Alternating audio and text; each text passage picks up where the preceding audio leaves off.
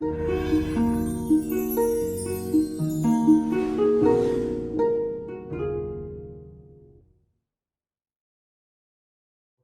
a stigma around counselling, about people sort of finding out, or just an embarrassment or a shame that we're having to deal with this stuff. And that's something that we're trying very hard to break here at Exodus, so we can, I guess, reach as many people as we can and have as big of an impact as we can. You know, mental illness is no different than any other illness. We all get sick, we go to the doctor, there's no shame in that. Yes. It's the exact same thing. It's just an illness of the mind. It's very prevalent in our community. It's very prevalent in our society. Everyone's got something going on, myself included. We're all we're all doing life together. So we're trying to really break this stigma and this shame about accessing services when things aren't going so well. Welcome to Coffee with Bishop Suriel, a podcast for all things Coptic. This is a conversation about authentic Christian faith, Coptic history, patristic writings, the family, arts and music, religious education, youth matters, evangelism, and much more. Bishop Suriel likes his coffee like he likes his conversation, light, sweet, and scorching. We'll be joined by an array of guests who'll share their experiences, their backgrounds, and their insights to bring about an exciting discussion, and we hope you agree. Enjoy the podcast, and please welcome our host, Bishop Suriel. As we're joined by Debbie Armanios, the director of Exodus Youth Worx, an innovative way of serving youth in crisis. And we're also joined by the welfare director of Exodus Youth Worx, Kiro Salib. This is part 3 in our 3-part series. Here's His Grace and our special guests. Your Grace? Irini Pasi, peace be with you. Today we come to part 3 of our conversation, and in fact the final part of our dialogue with Debbie Armanios on Exodus Youth Worx. However, today I'm also excited to welcome Kiro Salib, who is the welfare manager at Exodus Youth Worx for the past 7 months. Kiro was previously working for the Government, Family and Community Services Department as a senior New South Wales manager. He's also a founding member of Exodus Youth Worx. Welcome, Kiro, to Coffee with Bishop Suriel, and welcome back, Debbie. So, Kiro, I saw this interesting photo on the Exodus Youth Worx Instagram page from December 12, 2019.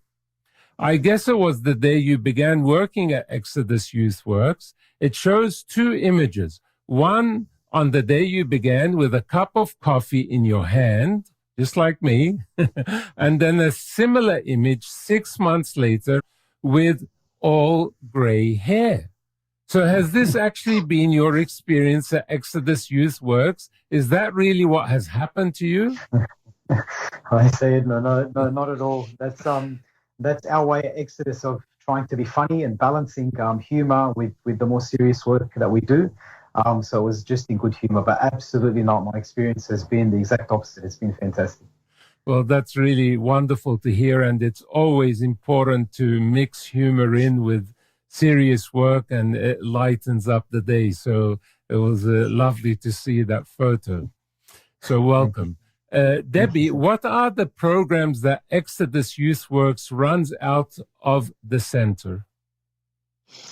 Well, we have our counselling services, and we have Lifeworks, which is a pre-ready employment, and we have our art therapy group, and we have our pastoral care inside the Coptic colleges, and we have casework and mentoring, of course, and our seniors program that's been added now for 2 years, and many more. It's a lot to list. Yeah, well, it's certainly a lot of work that is going on there, and many, many different programs. And are there ones that you think are more successful, or there is more emphasis on particular programs? Of course, our flagship program is the Connect meeting, which happens every Monday night, and that sort of pulls in people from whom we serve into one room for a forum. We have guest speakers. We have dinner at 7 p.m. every Monday night, which is really lovely.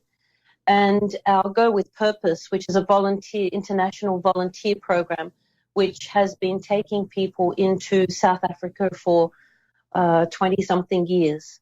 So these are the two big ones. iWorks is also growing quickly, according to budget. So we're able to engage young people that need guidance in finding out where they're going for their future. Currently, we're 8 to 10 clients in the iWorks program. Everything else is open to the public. So we take people in when we can and however way we can.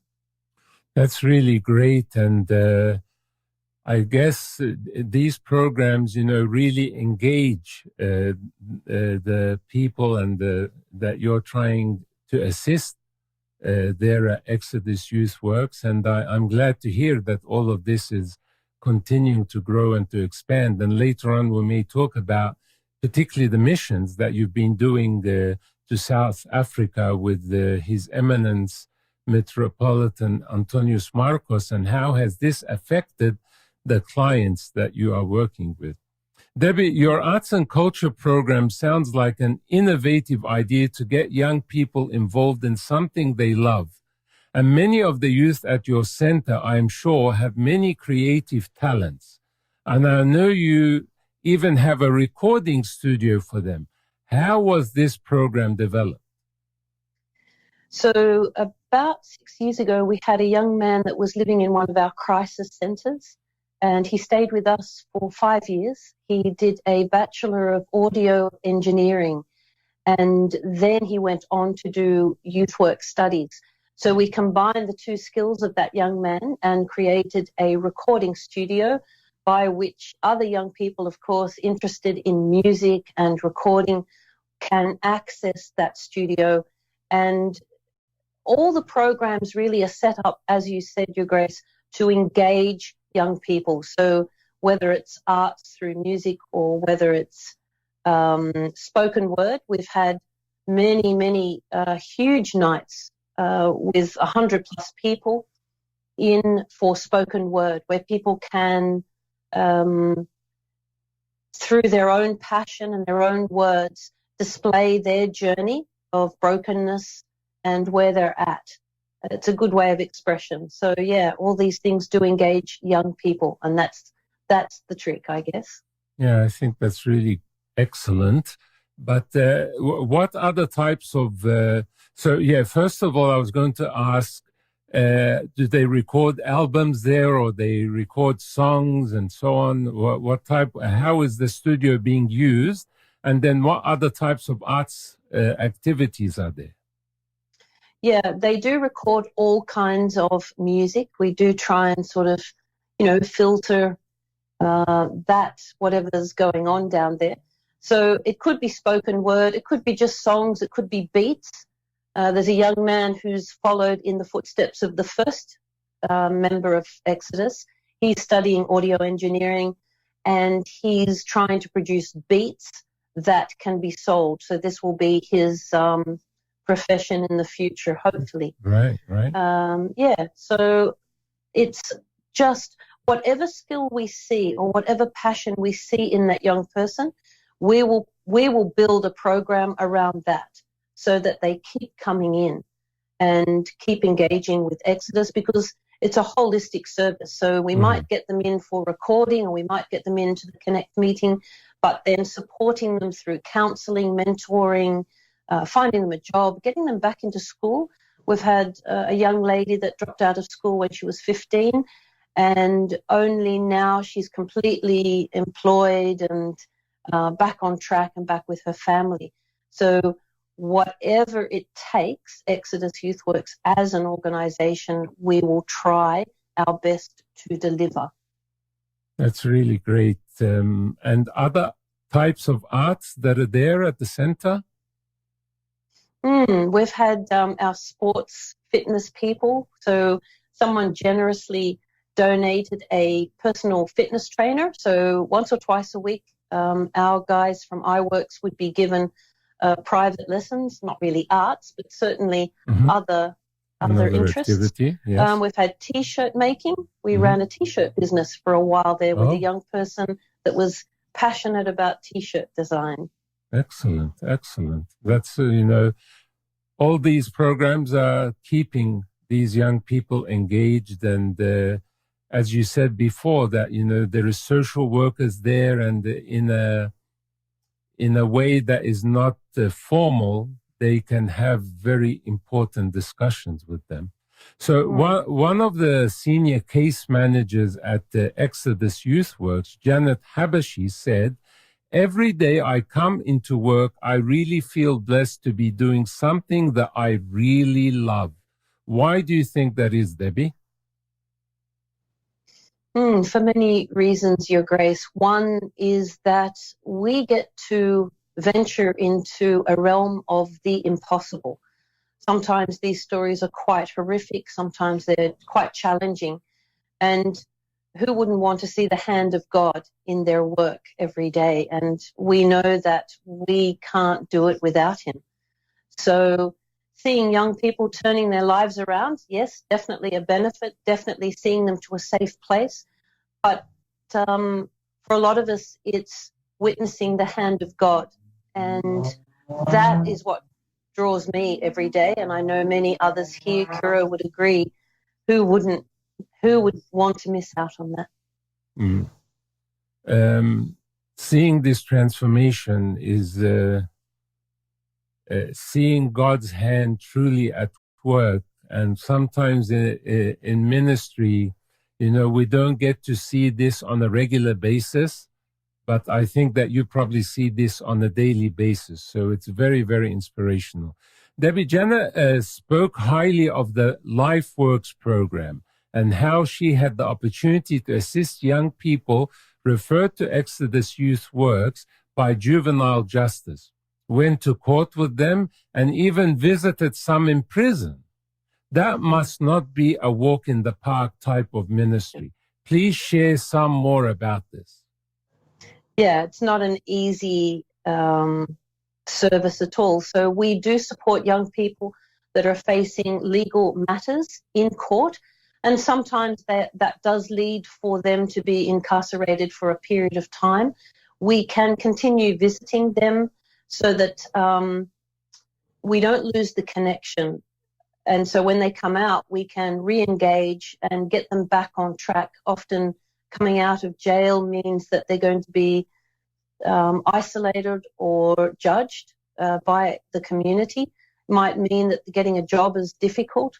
So we will engage with them through our iWorks program until we can find proper work for them. The Lifeworks program is a branch of iWorks. So we take 10 lessons into public schools. So our youth workers and our social workers, including Janet, visited many public schools in our area, taking the program in, addressing 10 students at a time and giving them life skills. Often these kids would be struggling and at risk at the public school.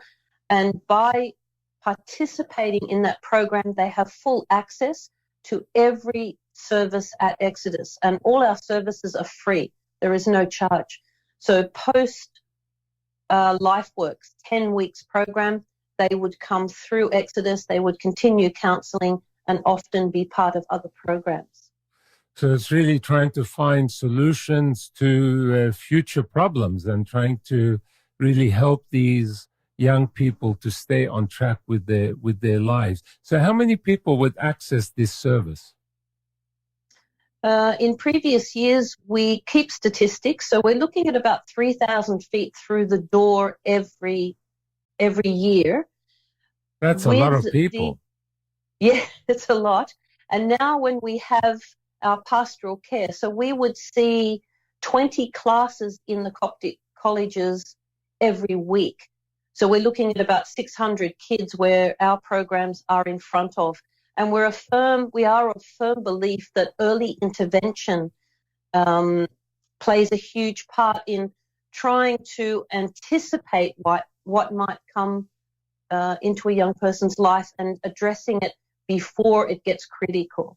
Yeah. So yeah, it's a lot of people. That early intervention, I think, is very, very important to try to, curb huge problems that may happen in the lives of these young people in the future. If I can bring Carlos now into our discussion.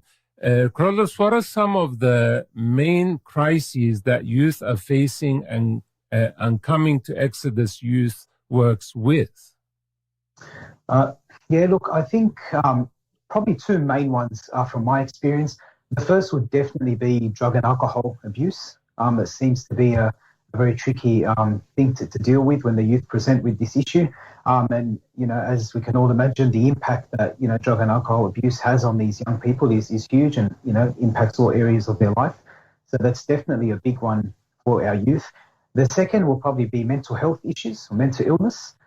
Again, something like mental health, if it's not managed, the negative impact that it can have on all aspects of the youth's life is pretty big. So when the youth present with mental illness that isn't managed, they present in crisis, and it's sometimes tricky for us to sort of pick that up.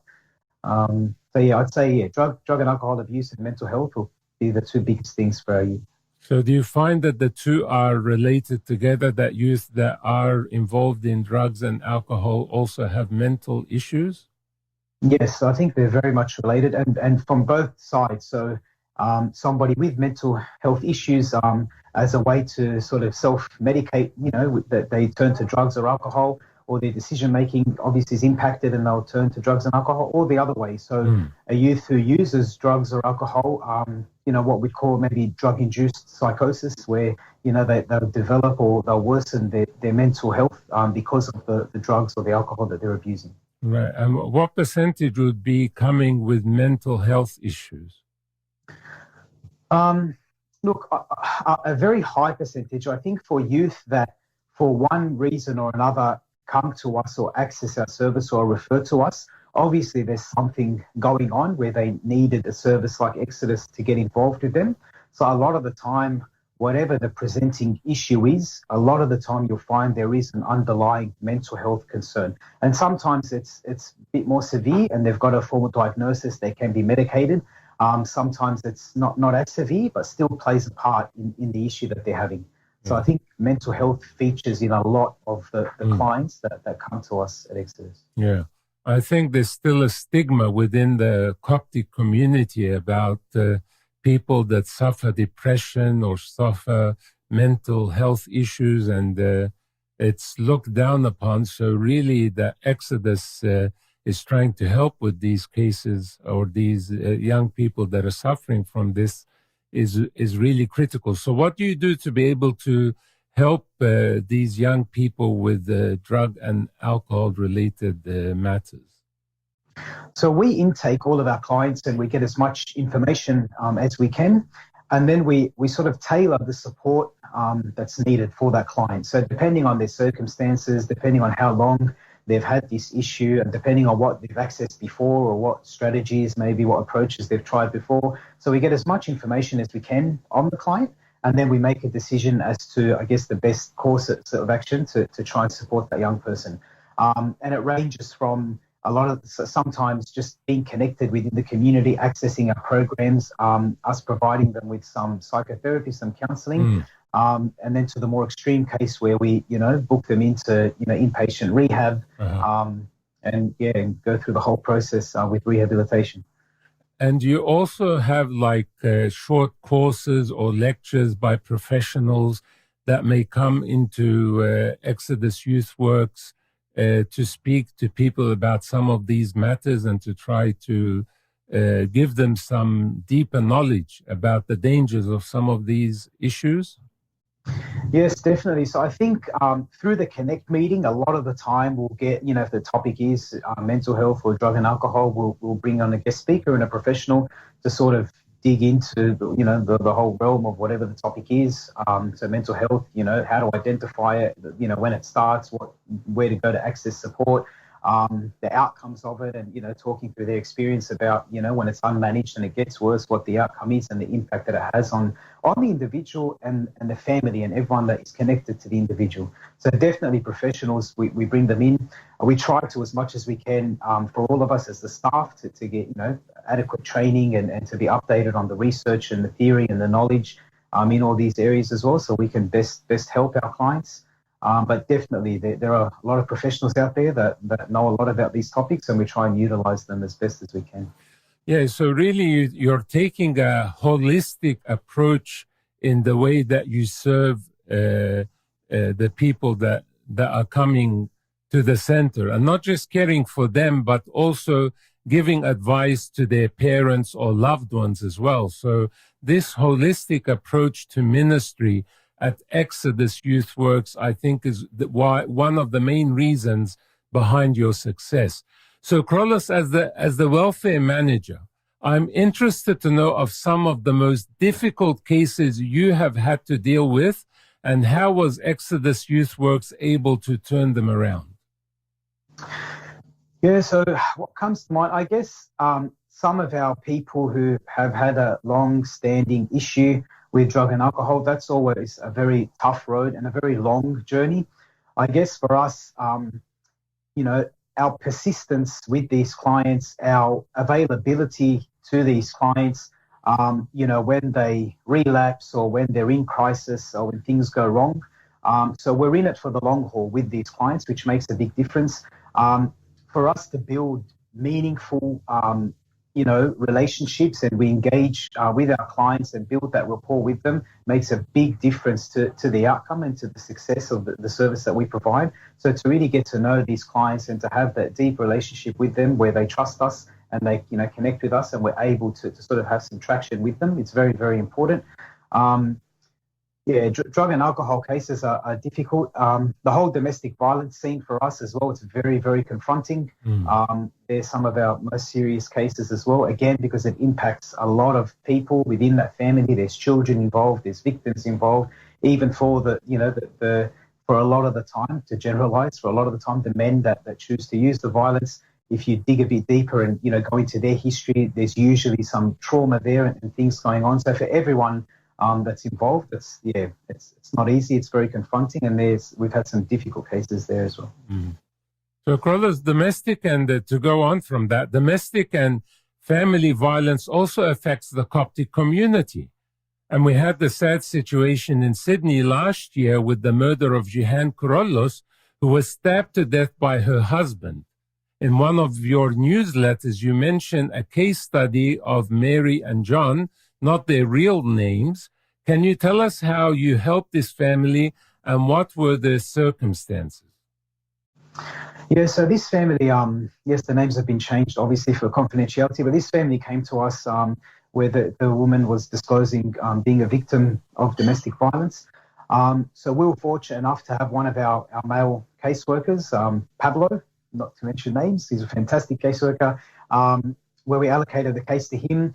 I guess because of he's got a very keen interest in this space, and I guess because of his training and his expertise, he was able to engage the husband really, really well, and sort of, connect with him and build that rapport with him, which set the groundwork for Pablo to be able to engage him and to work with him and to effect change.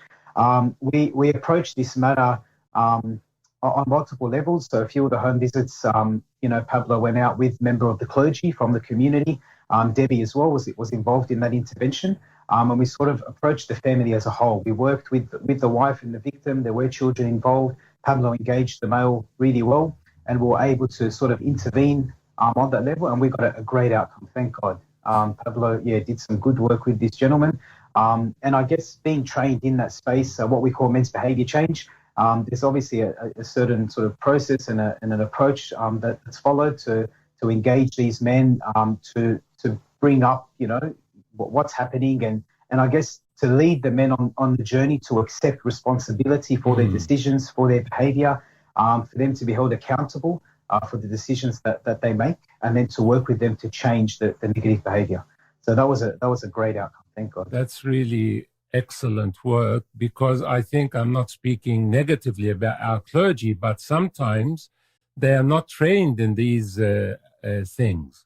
And so many times they may actually have an opposite effect, or they may not be able to be effective enough to solve an issue like this. So having someone amongst your staff that has expertise, how to engage with that male, how to begin changing his behavior so that this family can reunite again and live peacefully a Christian life, so that we avoid issues like what happened with that poor victim of Jihan last year.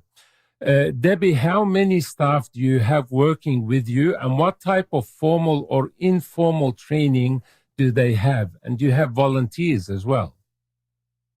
Well, as of today, we're looking at 9 paid staff in our Sydney office, and we've got 1 manager in London and 1 manager in Cape Town. So 11 all in total.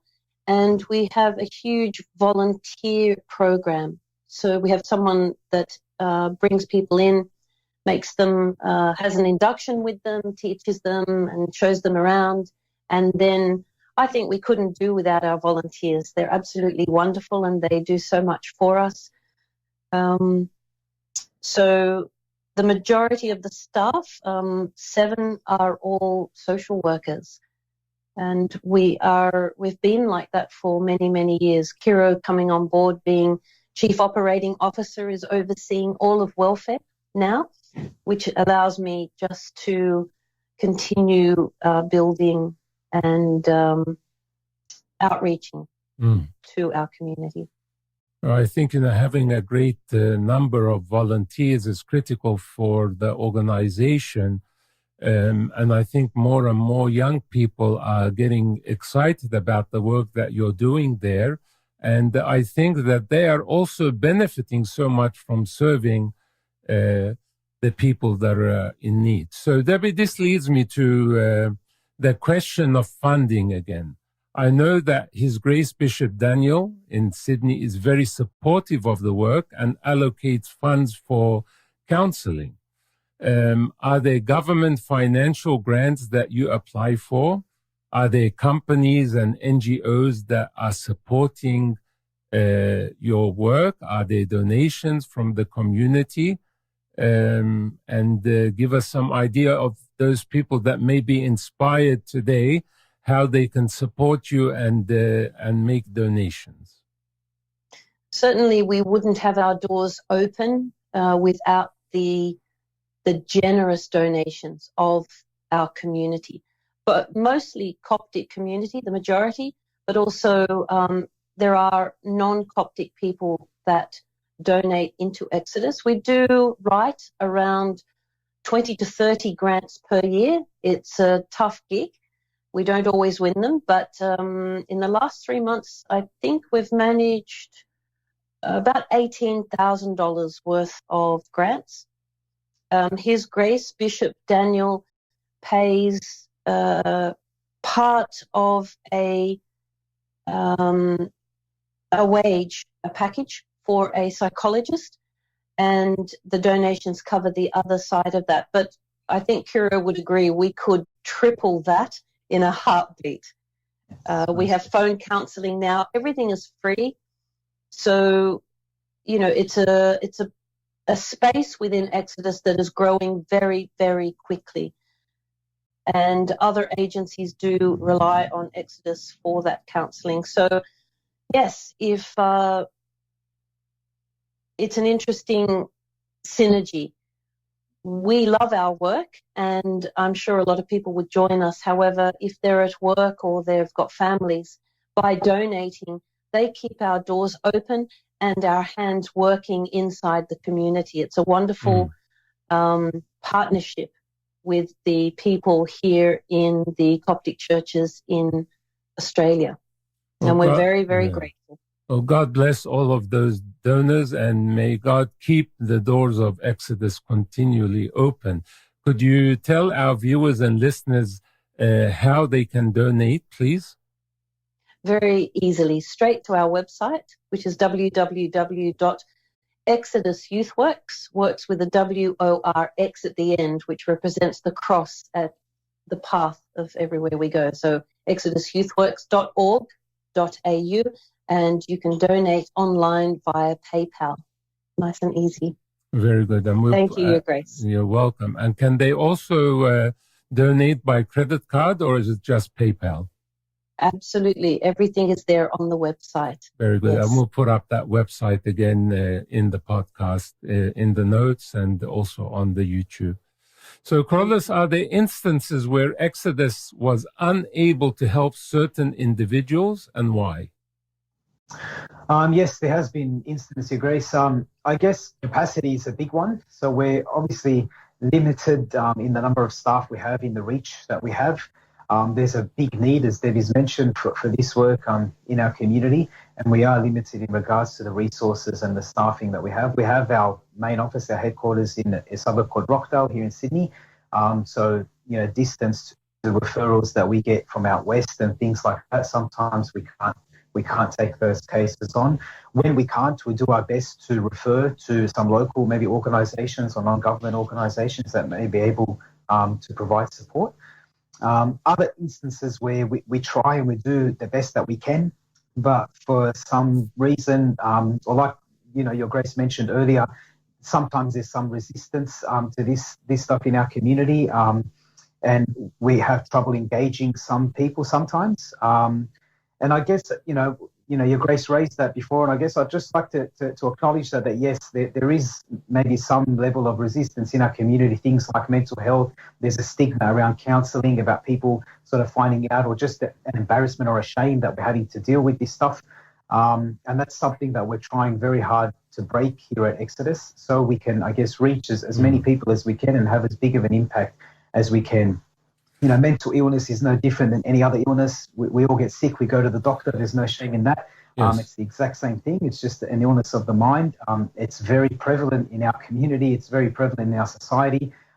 Everyone's got something going on, myself included. We're all we're all doing life together.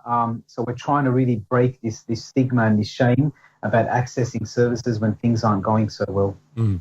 So at what point, when you're dealing with a particular case that's very difficult, that you feel you need to abandon the case and that you cannot continue with it? So if we intake a referral and we have the capacity to take it on, we will, and we'll allocate it, and we won't sort of abandon an allocated case until we get the outcome that we need, or until circumstances happen that we can't do anymore. If the client disengages, that's probably the main reason why we may sort of abandon a case that is allocated. If we can't get to the client, if they choose to disengage, we'll do what we can to hang on, but ultimately it's their decision. And the only other time, I guess, we'll abandon a case is if there's any safety or risk issues for any of the staff. Yes. That we make a decision that for our safety or the safety of our staff, we can't continue for whatever reason. Of course. Thank you for that. So, Debbie, now you also have a ministry for seniors, which I found very, very interesting. And why is that necessary? Well, again, it gets back to the family unit and a holistic approach to service. We found that we were being told by young people that their grandparents, they don't see them very often, and they're disconnected for distance or a family breakdown. So when we approached them, the seniors were very keen to have Facebook accounts so that they could see their families online, and we began to have Facebook tuition in small groups. And then we found that when we had young people in the building, they engaged with the Tetas and the Geddus really, really in a lovely way. And both parties were benefiting from this engagement. So we just extended that, and it's really lovely. During the holidays, all our children or grandchildren are here in the centre, in a vacation centre, vacation activities, and they love celebrating and being with the seniors. So really it's just this connection that keeps, this network that just keeps building at Exodus. And Kiro's wife this morning was the registered nurse giving the senior group instruction in hygiene during the COVID period. Well, I think the whole family's involved. Yeah. Having that connection of the younger generations with the grandparents is critical for both. And both of them learn from each other. So I think that's a very important project that you are working on. Although now it seems that more of the older generations are on Facebook and the younger ones are moving away from Facebook and going to Instagram and to other platforms like that. Yes. Kiro, tell me more of how this ministry expanded to the wider Australian community and not just Copts. Yeah, so look, we've been going for a long time now. I guess, you know, our Christian faith, our Christian values and the teachings of Christ is what sort of compels us to service anyone that we can. So following Christ's example, you know, there was no Jew or Gentile, or, you know, there was no differentiation between anyone that he served, from tax collectors to the sinners to the scribes, to everyone that came, you know, to him that needed anything. Christ did what he could for them, and we sort of follow that lead. So anyone that presents to us that needs something from us that we have the capacity to help, we will. Acknowledging, though, we are sort of carried by the Coptic community. The donations, for the most part, are coming from the Coptic community, and there's a real need in our Coptic community for a culturally appropriate service. So, you know, formal services that we provide, like counselling, psychotherapy, case management, you know, family interventions and this kind of stuff, we will prioritise our Coptic people to a certain extent. But, you know, a lot of the programs, you know, all our Connect meeting, our art therapy, our Bible studies, all the social sort of events that we have, even our case management and our counselling and psychology, case-by-case scenario, whenever there's a need, we'll do as much as we can to accommodate that need, Coptic or non-Coptic. Wonderful. So, Debbie, it is very clear that this is now a growing and vital ministry that has spread to other parts of the world, such as South Africa and in the UK. So how did that happen? And can you tell us a little bit more how this expansion took place? So the latest edition has been the London office, and this came directly from an invitation by His Grace Bishop Angelos, yes, who has been a friend of Exodus for forever. And so whenever he was in Sydney, he would always come and visit and join the Connect meeting. And he desired that an office would be open in London. We spent a year researching, looking for the right manager. We came through His Grace's guidance to a wonderful woman called Tara Hannah, and the office has now been open for a year. And she's done a wonderful job getting Exodus and the Coptic community and the name of the Coptic community into the streets of London. So that's how that came about. With South Africa, we were always going to outreach and mission trips to Johannesburg. And then we've branched down now to Cape Town for community development. And we have got about 4 different programs running out of townships in Cape Town. So a feeding food program and education program for preschool and high school kids, and a matriculation class, which is a pilot program in South Africa where it's all done online through a program that is pretty much it's coming from the United States of America, and it's year 11 and 12, and the students can do their matriculation online. We hire a teacher and we get them over the line, God willing, and then into employment, which we've got, you know, our kids and our young people in South Africa have pretty much no chance of getting employment if they're living in the townships.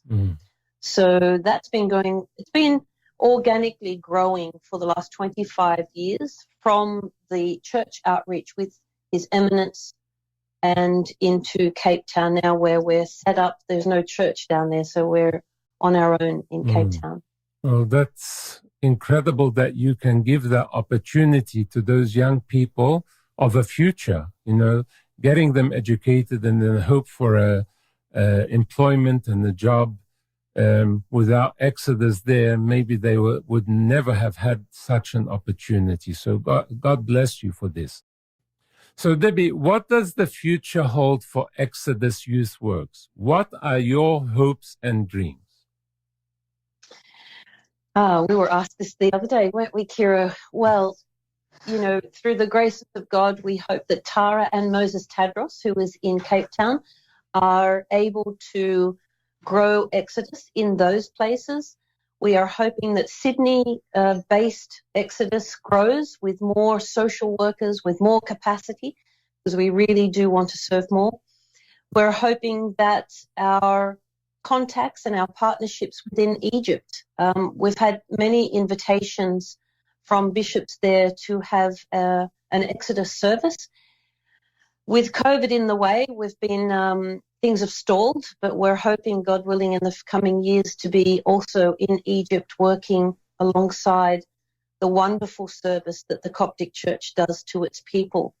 They're even more advanced, I feel, in social welfare than the lands of immigration. So Amber Ashea, Amber Martiros are running wonderful programs, and if we could join alongside them, we would be very wonderfully grateful and excited about that. So growth is where we hope to go. Well, they probably have many more human resources there, and that's probably why they can do a bit more of that ministry. But I'm sure also the expertise that you bring is going to even enhance those ministries in Egypt much more. Thank you both for that. We'll be right back to conclude with a few questions for you to think about this week, and also something to pray about too.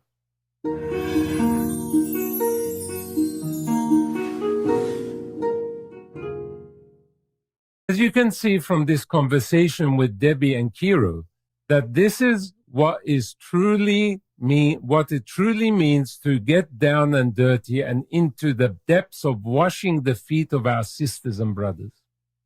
How to truly serve without judging others, no matter their race, color, or faith, or their outer appearance even. The Lord Jesus Christ looks at the heart, the inner being, and transforms it according to His will. In the first book of Samuel, chapter 16, verse 7, it reads, "For the Lord does not see as man sees. For man looks at the outer appearance, but the Lord looks at the heart." It reminds me of a story of a youth at my church many years ago. One of the senior deacons decided to judge his outer appearance, his haircut, his shirt, and so on. He had harsh words to say to this young man who was also a deacon. That young man left the church that day and never returned, sadly.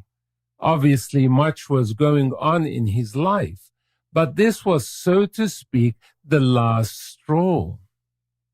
Our words can kill.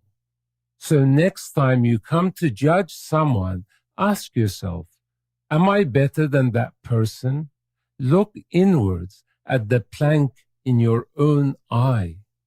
So my questions for you to contemplate on at the end of this inspiring and wonderful 3-part series on Exodus Youth Worx. 1, what inspired you about Debbie and Kiro's work at Exodus? Think about that this week.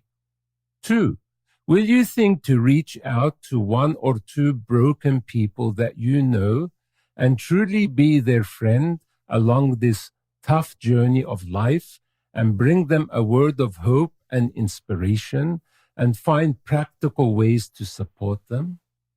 And 3, do you think that you can bring this ministry of Exodus Youth Worx to the attention of the clergy in your parish and think how such a ministry could begin in your area? Think and contemplate about these three questions, please. And the prayer. Can you pray with me this week and actually make it a permanent part of your daily prayers to first of all be thankful for everything you have that God has given you? We do not thank God enough under all circumstances. And secondly, pray for those who have no one to remember them, the homeless, those under the bondage of certain addictions and cannot seem to break through, for women who are living with family violence and are too afraid to reach out for help, for victims of child sexual abuse, and for everyone who is broken and in need of healing. Ask the Lord Christ to extend his mighty hand of healing to all those in crisis and to mend their wounds with his tender, loving care. Thank you again to my two wonderful and inspirational guests today, Debbie Armanios, the director of Exodus Youth Worx, and Kiro Salib, the welfare manager of Exodus. You have both enriched this podcast and I hope inspired many out there to think about innovative ways such as Exodus Youth Worx to serve their local communities. Thank you both. And if you have any final words for our viewers and listeners, would be wonderful to hear from both Debbie and Kiro before we conclude. I'll start. Thank you, Your Grace, for this opportunity in sharing the service and Christ with us. We've really enjoyed the discussion and the coffee with you. Thank you for your time and God bless your service. Thank you for including us. We're very, very blessed. I'm honored to have this podcast and to host these three important sessions on your inspiring work. Thank you, Debbie. Kiro? Thank you so much, Sayed. And I second what Debbie said. We really appreciate the opportunity to share what we do. Thank you so much. And just asking for your grace's prayers and all your viewers that they can pray for the service. And God willing, anyone everywhere can do what they can to sort of support those that need it most. We're all in it together. So hopefully we can get good outcomes for everyone involved. Thanks, you, Stephen. Thanks very much, Kiro. And I hope that you don't end up with any gray hairs and that this ministry that you're doing can be very, very fruitful for you. Thank you both again. Thank you so much. Until next week, be inspired by the Holy Spirit. God bless you all. Be sure to tune in next week when His Grace will be joined by Phoebe Farag Mikhail, the author of Putting Joy into Practice, 7 Ways to Lift Your Spirit from the Early Church. This will be part 1 of a 2-part series titled Joy in Times of Suffering. Don't miss out on this stimulating conversation over a cup of coffee, and make sure you have a copy of her book handy to better follow the discussion. To join the conversation, please visit our website, coffeewithbishopsuriel.org. And don't forget, after you listen, you can really help out by rating the show. Thank you for listening to Coffee with Bishop Suriel, a podcast for all things Coptic. To join the conversation, please visit our website, coffeewithbishopsuriel.org. And always remember, the best way to start any morning is with God and a cup of coffee.